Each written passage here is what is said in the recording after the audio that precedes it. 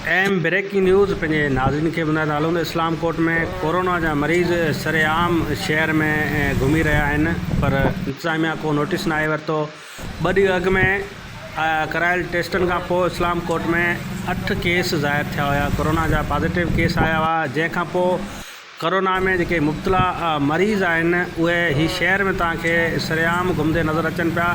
ही इस्लाम कोट अस्पताल न वेंदड़ रोड आहे, जितां फुटेजनि में तव्हांखे नज़र ईंदड़ ही कोरोना जो मरीज़ आहे जेका सरेआम घुमे पियो, पर इंतज़ामिया को नोटिस न आहे वरितो। इस्लाम कोट शहर में ख़ौफ़ ऐं हिरास पकड़ियल आहे। कोरोना जा मरीज़ आइसोलेट थियण बदिरां हू रोडनि ते घुमी रहिया आहिनि, सरेआम घुमनि पिया शहर में, जेका से ख़ौफ़ वारी सूरत हाल पैदा थियल आहे। कोरोना पकड़जण जो ख़तरो तमामु घणो वधी वियो आहे। कोरोना जा जेके मरीज़ आहिनि उहे आइसोलेट थियण बदिरां सरेआम शहर में घुमनि पिया। उन खां पोइ इंतज़ामिया को नोटिस न आहे वरितो। हिन वक़्तु ही जेका वीडियो वायरल थी आहे उन में तव्हां ॾिसो पिया त ही वेंदड़ कोरोना जो मरीज़ आहे, जेतो लुहार ॿुधायो वञे थो, जेको सरेआम रोडनि ते घुमे पियो। उन खां सवाइ बि जेका से काफ़ी मरीज़ जेके आहिनि उहे असांखे शिकायतूं मिलियूं आहिनि त उहे सरेआम जेका से रोडनि ते घुमनि पिया।